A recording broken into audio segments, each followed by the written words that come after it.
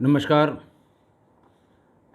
आज मैं फिर आपको अपराध की एक और घटना जो मेरे डीआईजी रेंज बरेली रहते मेरे जनपद शाहजहांपुर में घटी थी।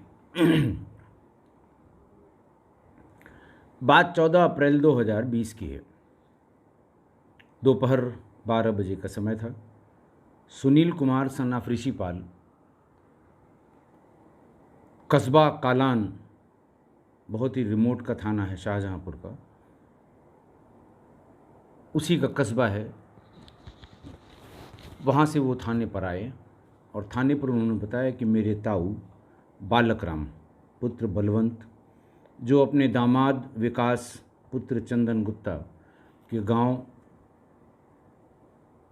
कफियाबाद थाना कलान स्थित उनके घर से खेत पर बनी झोपड़ी में रात में सो रहे थे। रोज़ाना की तरह खाना खा के गए और सो रहे थे। वो खेतों की रखवाली करते थे। जब सुबह 8 बजे तक नहीं आए और मैंने जाकर देखा तो चारपाई के नीचे उनकी लाश पड़ी है। गर्दन में तहमत का फंदा लगा हुआ है। चेहरे पे चोट के निशान हैं और काफ़ी खून गिरा हुआ है। ऐसा लगता है कि किसी ने मेरे ताऊ की हत्या कर दी है। इस सूचना पर थाना कालान पर मुकदमा अपराध संख्या 185/20 धारा 302 बनाम अज्ञात दर्ज कर लिया गया। थानाध्यक्ष ने स्वयं विवेचना ग्रहण की। सभी संबंधित को वायरलेस किया गया। अब लगभग आप हर बार यही सुनते हैं, किसको किसको वायरलेस किया गया, किसको बुलाया गया। थानाध्यक्ष स्वयं पुलिस बल लेकर मौके के लिए रवाना हो गए। चूंकि ये घटना डिस्ट्रिक्ट हेडक्वार्टर शाहजहांपुर से कोई 65 किलोमीटर दूर थी, इसलिए थानाध्यक्ष वहाँ पर पहुँच गए और सबके लिए बता दिया कि फलां जगह पर सब लोग आ जाएं। थानाध्यक्ष ने अपना काम शुरू किया। जाते ही वहाँ पर येलो टेप लगा दिया। खेतों के बीच में फूस की छप्पर वाला एक छोटी सी जगह जो दो तरफ से बंद और दो तरफ से खुली हुई थी, उसके नीचे एक खाट पर बिस्तर सा बिछा हुआ था और उसके नीचे एक बुजुर्ग व्यक्ति पड़ा हुआ था, जिसकी ठुड्डी पे काफ़ी चोट थी और खून निकल रहा था। चेहरे पे चोट थी और गले में तहमत, यानी जो लुंगी पहनने वाली होती है, लोग गांव में पहनते हैं, उसको वहाँ तहमत कहते हैं। तहमत से गले में फंदा लगा हुआ था।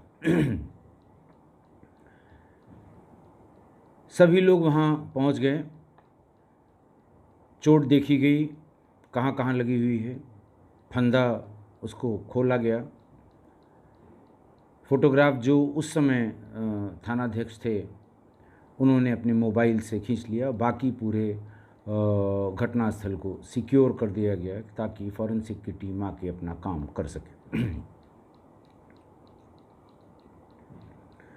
वहाँ पर शव की दशा, ब्लड का कलर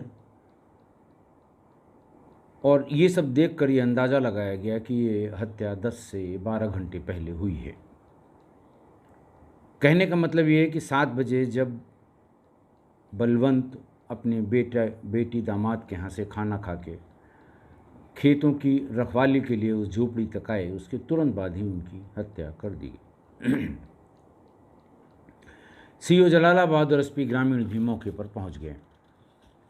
चूँकि हेडक्वार्टर से दूरी ज़्यादा थी, इसलिए करीब 2:30 बजे दिन में फॉरेंसिक की टीम, डॉग स्क्वाड और क्राइम ब्रांच और सर्विलांस के लोग भी एक एक करके आ गए। सबसे पहले डॉग स्क्वाड का काम शुरू हुआ।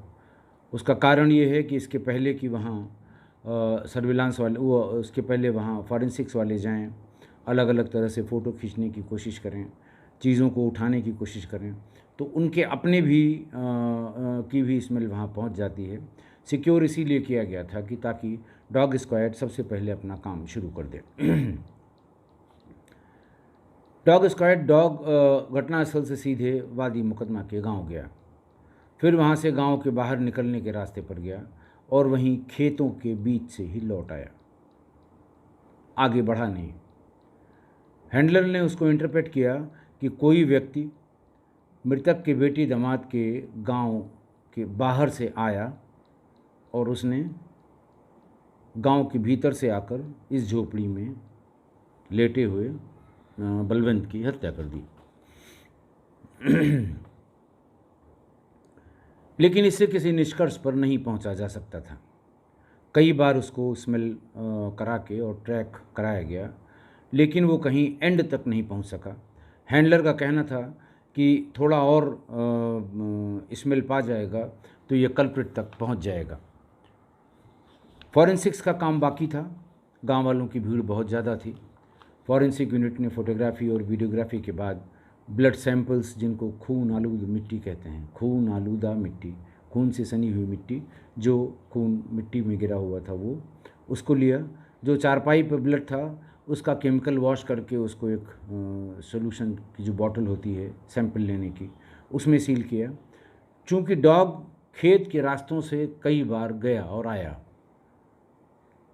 वहाँ पर फुटप्रिंट थे खेतों की मिट्टी में।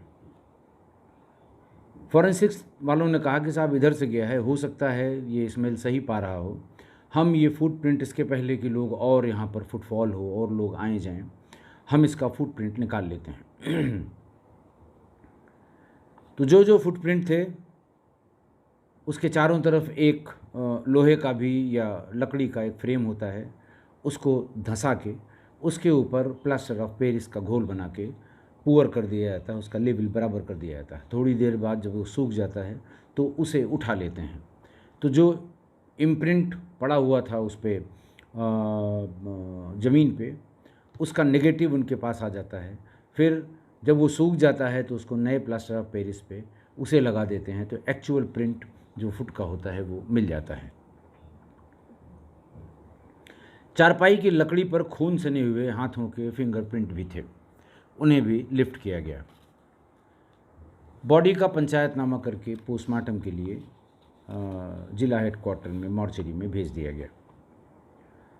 चूँकि 2:30-3 बजे तक ये लोग पहुँचे थे, फॉरेंसिक्स वाले, डॉग स्क्वाड वाले, और वहाँ पर घटनास्थल के निरीक्षण और वहाँ जो photography, videography, collection of samples, इन सब में टाइम लग गया। पंचायतनामा होने में देर लग गई और बॉडी मॉर्चरी में रात में पहुँची। रात में पंचायतनामा हो नहीं सकता था, इसलिए 15 अप्रैल को दोपहर 2 बजे के बाद पोस्टमार्टम हुआ। रात में पोस्टमार्टम नहीं हो सकता था। पीएम रिपोर्ट भी रात में आ गई। पीएम रिपोर्ट में अंकित था कि cause of death due to asphyxia as a result of throttling.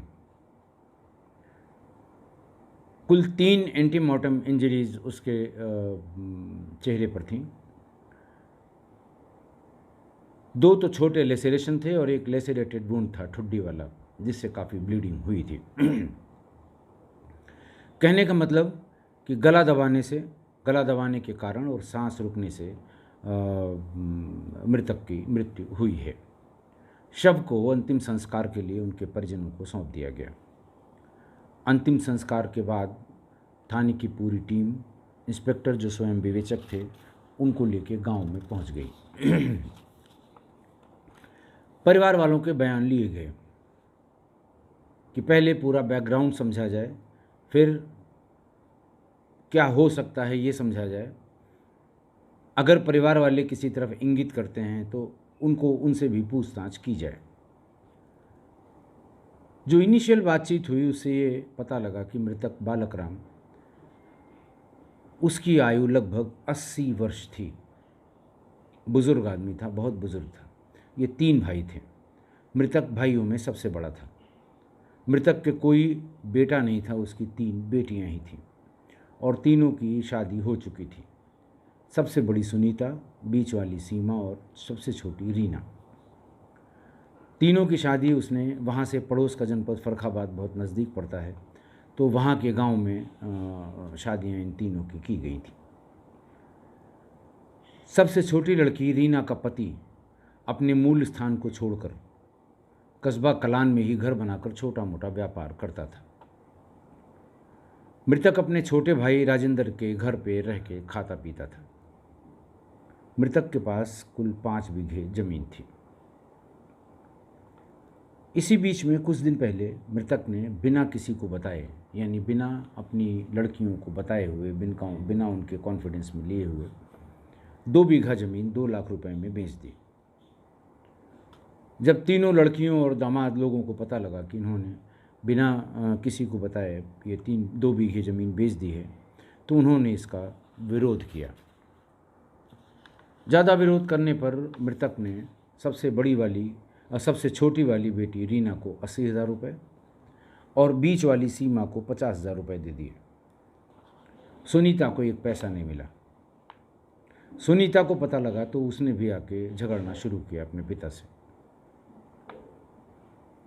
कि मैंने क्या गलती की है, 2 लाख में 80,000 आपने एक को दे दिए, 50,000 बाकी का पैसा हमको दीजिए।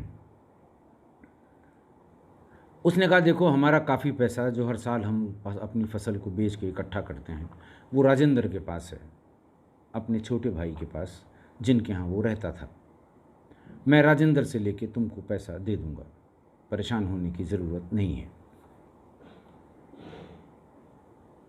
जब ये बात खुल गई कि इसने बेचा और इतना पैसा बड़ी को दिया, बीच वाली को दिया, इतना छोटी को दिया, और बड़ी वाली नाराज़ है और उसको ये कहा है कि हम छोटे भाई के पास जो पैसा रखा है उसे लेके तुम्हें दे देंगे, तो उसने स्पष्ट रूप से राजेंद्र से कहना शुरू किया, अपने भाई से, कि हमारा इतना इतना पैसा होता है, हमें दे दो, मुझे अपनी बेटी को देना है। वो जब भी आती है बहुत चिल्लाती है, झगड़ा करती है। राजेंद्र टाल मटोल करता रहा कि अब दे दूंगा, तब दे दूंगा, ये फसल बिक जाए, वो फसल बिक जाए। एक दिन मृतक ने राजेंद्र से कहा कि मुझे लग रहा है तुम्हारी नीयत खराब हो गई है, तुम पैसा नहीं दोगे, और वो नाराज़ होकर कस्बे में जो उनके दामाद विकास गुप्ता और सबसे छोटी बेटी रीना रह रही थी उनके पास चला गया और वहीं पर रहने लगा। वहीं से वो जो उसका खेत है थोड़ी दूर पर है, वहाँ उस खेत के बीच में एक झोपड़ी बनवा ली इसने, और रात में खेतों की रखवाली के लिए, पशुओं से और चोरों से रखवाली के लिए वहीं पर रहने लगा।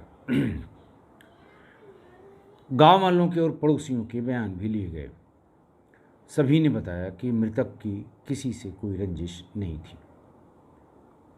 इस उम्र में भी वो खेती किसानी का पूरा काम करता था, अकेले। मेहनती आदमी था और उसका कोई ऐसा इतिहास भी नहीं रहा कि वो किसी से लड़ाई झगड़ा करता हो, इसलिए कोई रंजिश का होना नहीं पाया गया। तमामी विवेचना से 2 एग्रीड पार्टीज पता लगी। एक सुनीता, उसकी सबसे बड़ी बेटी, जिसको बिके हुए खेतों का पैसा उसमें से 1 पाई नहीं मिला, और दूसरा राजेंद्र, जो पैसा रखे हुए भी, पैसे होते हुए भी अपने भाई यानी मृतक बलवंत को नहीं दे रहा था, और उसको ज़रूरत थी कि बालक राम को नहीं दे रहा था, उसको ज़रूरत थी वो पैसा अपनी बड़ी बेटी को देने के लिए। यही 2 एग्री पार्टी हुई, तीसरी कोई पार्टी तमाम विवेचना के बाद नहीं पता लगी। फुटप्रिंट, फिंगरप्रिंट बड़ी संख्या में इकट्ठा किए थे फॉरेंसिक्स वालों ने। फॉरेंसिक वालों से बात की गई कि हमने ज़ीरो इन किया है लेकिन एग्जैक्ट नहीं पता लग रहा है, यही 2 परिवार हैं, इनके लड़कों ने, इन्होंने या इनकी सहायता से किसी ने ये काम किया होगा। फॉरेंसिक्स वालों ने कहा कि अगर इनके फुटप्रिंट, फिंगरप्रिंट मिल जाएं किसी तरह, उसके सैंपल लेके भेज दीजिए, हम दोनों का मिलान FSL मुरादाबाद और विधि विज्ञान प्रयोगशाला लखनऊ भेजकर करा लेंगे। बात तय पाई गई। फॉर्मेलिटीज़ के बाद इन दोनों परिवारों में सभी स्त्री पुरुष सब के फुटप्रिंट, फिंगरप्रिंट ले लिए गए और उनको FSL फॉरेंसिक साइंस लेबोरेटरी महानगर में है लखनऊ में, वहाँ, और जो खून आलूदा मिट्टी इत्यादि की जो जांच थी वो FSL मुरादाबाद को भेज दी गई।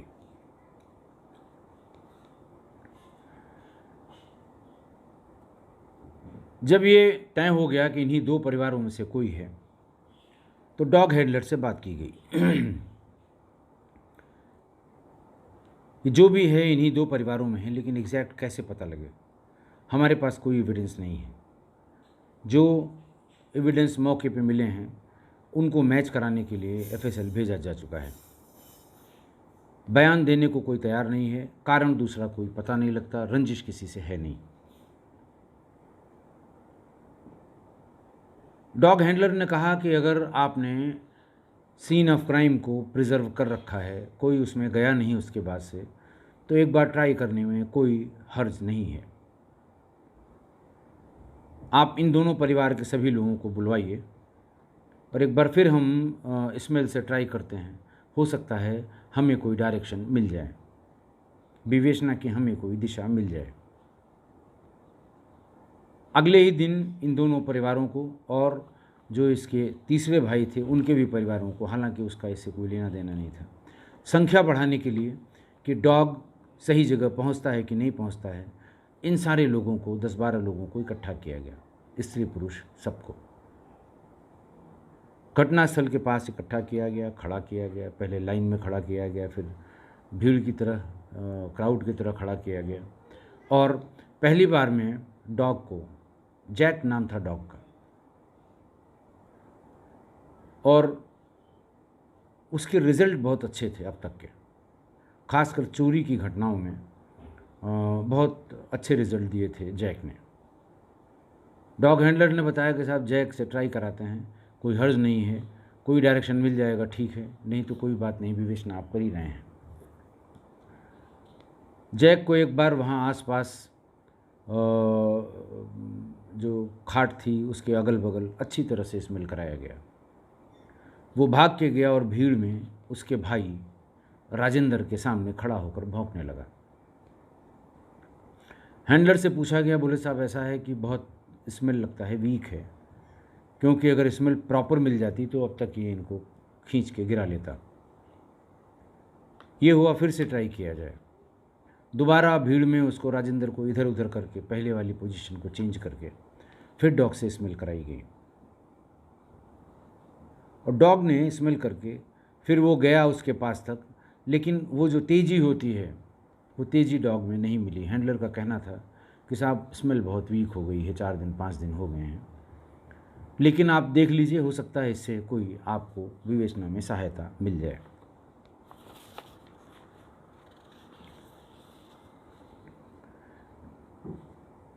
लेकिन सिर्फ डॉग की इस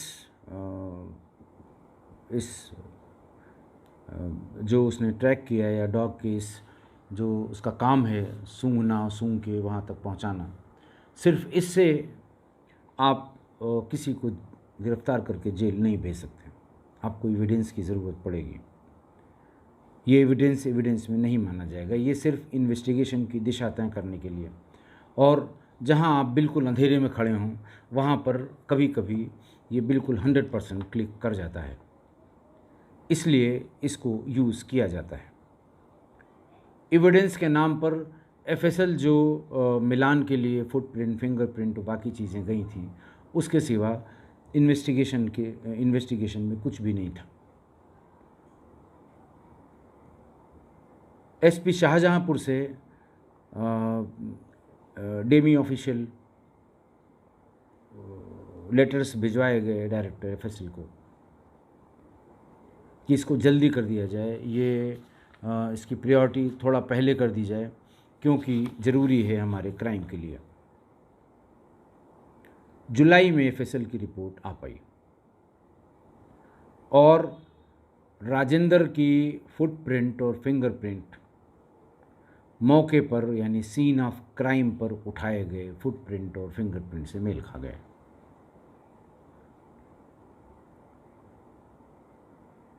डॉग जैक ने जो रास्ता दिखाया था वो बिल्कुल सही था। गलती इतनी थी कि देर बहुत हो गई थी दोबारा कोशिश करने में। 27 जुलाई को मृतक बालक राम के भाई राजेंद्र,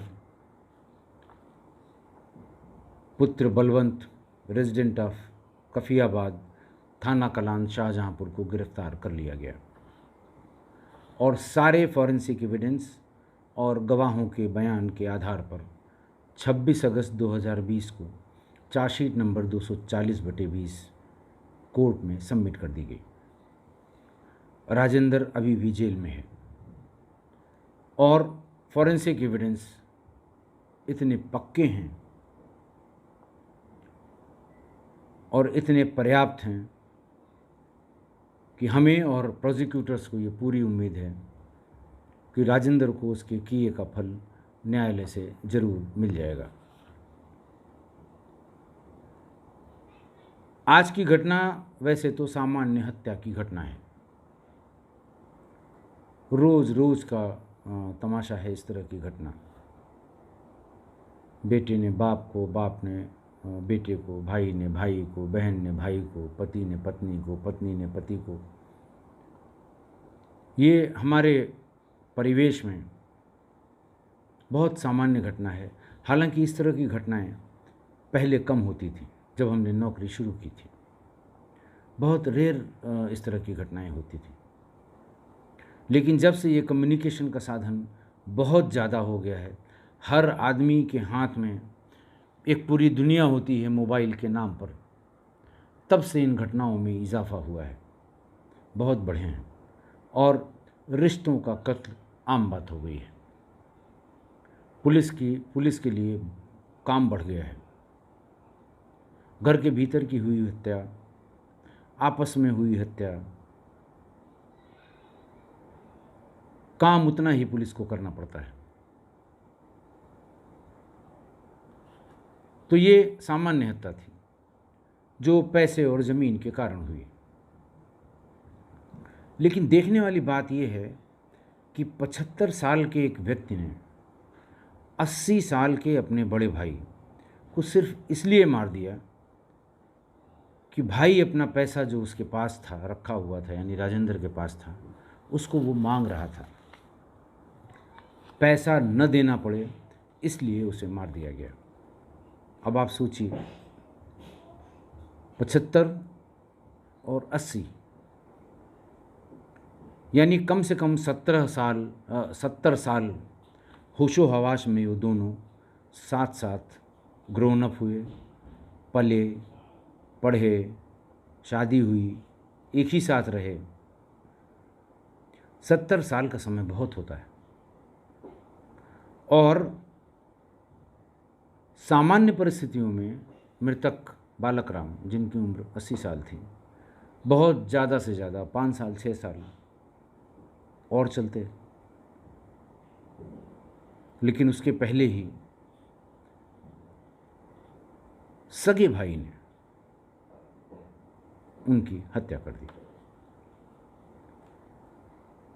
76 में मैंने गवर्नमेंट इंटर कॉलेज इलाहाबाद से हाई स्कूल किया था, 76 की बात है, और फर्स्ट क्लास पास किया। यूपी बोर्ड से मैंने किया था, चारों तरफ हल्ला हुआ। हम सब भाइयों बहनों ने ये डिमांड रखी कि हम पिक्चर देखेंगे, हम फिल्म देखेंगे। पिताजी पहले फिल्म के नाम पे नहीं माने, लेकिन फिर माताजी और पिताजी ने हम सबको कहा कि ठीक है, इनका रिज़ल्ट आया है, अच्छा नंबर आया है, इनको हम फिल्म दिखाएंगे। इलाहाबाद में एक विशंभर सिनेमा हॉल है, उसमें एक फ़िल्म लगी थी। मुझे ध्यान है 76 लास्ट में, काफ़ी दिन बाद हम लोगों की ये मांग मानी गई, लेकिन छुट्टी के दिन हम लोग फिल्म देखने गए, सारे लोग। फिल्म में महमूद ने एक गाना गाया था कि ना बीबी ना बच्चा, ना बाप बड़ा ना भैया, the whole thing is that कि भैया सबसे बड़ा रुपया। आज बरबस ये जब मैं आपको बता रहा हूँ, मैंने उसके जब पॉइंट्स नोट किए थे तो मुझे बरबस ये गाना याद आ रहा था। हम लोगों के ज़माने की फ़िल्म है पुरानी, पता नहीं नौजवानों ने, नए लोगों ने देखी भी है कि नहीं देखी है। उस समय कॉमेडी के बड़े स्टार हुआ करते थे महमूद, और हम लोगों के बच्चों के बड़े प्रिय होते थे। उन्होंने ही गाया है, फिल्म का नाम भी इसी तरह कुछ है, मुझे याद नहीं है, लेकिन गाना उन्होंने ही गाया था ये। तो ये आज के उसका क्रक्स है। दूसरा, ये आपराधिक घटना आपको बताने का एक कारण और भी है। कल या परसों के एपिसोड में, पार्ट में, किसी ने ये कमेंट किया था कि ये डॉग स्क्वाड का डॉग हमेशा भटक ही क्यों जाता है। तो ऐसा नहीं है, हमेशा भटक जाता है। मैं आपको 222 में बरेली में रॉटवीलर डॉग था हमारा, बरेली पुलिस का, फीमेल थी लारा, बिल्कुल अंधी विवेचना में, ब्लाइंड मर्डर में उसने एग्जैक्ट कल्प्रिट पकड़ के दिया था। फिर 228 में शाहजहांपुर का ही केस था, जिसमें धर्मेंद्र ने अपने भाई दिनेश की हत्या इसलिए की थी कि दिनेश ने धर्मेंद्र की बेटी यानी अपनी सगी भतीजी के साथ, जो बच्ची थी, बहुत नाबालिग थी, उसके साथ बलात्कार का प्रयास किया था। घर की बात थी, बिल्कुल अंधेरा सा था, कहीं कुछ रास्ता मिल नहीं रहा था। और ऐसे में ठीक इसी तरह जैसे आज की घटना में मैंने जिक्र किया, एक परेड करा के और धर्मेंद्र को पकड़ा गया था। तो एक तो ये कि ऐसा नहीं है 100% रिजल्ट किसी के नहीं होते। ये सही है कि अगर सीन ऑफ क्राइम को अच्छी तरह से प्रिजर्व कर लिया जाए, पहला आदमी जो उसे देखे उसी समय उसको, किसी को आने जाने से रोक दे और पुलिस के आने का इंतज़ार करे, पुलिस येलो टेप लगा दे, अगर अच्छी तरह से प्रिजर्व्ड है तो डॉग्स के रिजल्ट्स बहुत अच्छे आए हैं। और जैक का, जैसा मैंने बताया, चोरियों में बहुत अच्छा रिजल्ट ट्रेल किया उसने, बहुत ही बढ़िया। लारा भी बहुत, हर ज़िले की। लेकिन अब ये है कि पुलिसिंग में तो आदमी बस दरोगा जी ने इसकी पिटाई की, उसका दरवाज़ा तोड़ के पकड़ लिया, ये चीज़ें ऐसी हैं जो सोसाइटी को मान्य है। लेकिन आज की तारीख में जब ट्रायल शुरू होता है तो अब फॉरेंसिक एविडेंस को तरजीह दी जाती है। अगर फॉरेंसिक एविडेंस किसी विवेचना में अच्छे हैं तो उसमें सज़ा होगी, हर हाल में होगी। तो आज का जो मैंने आपको बताया कि थोड़े से पैसे के लिए अपने 80 साल उम्र के भाई को मार दिया, उनकी हत्या कर दी। और अब भी हो सकता है यूट्यूब में ये गाना हो, मुझे याद नहीं है, बहुत ज़रूर मिलेगा ये महमूद का गाना कि सबसे बड़ा रुपया। आज इसे ज़रूर सुनिएगा, महमूद का गाया हुआ। हालांकि वो कॉमेडियन हैं, लेकिन आज के दौर में ये बिल्कुल फिट बैठेगा। आज के लिए बस इतना ही। बहुत बहुत धन्यवाद।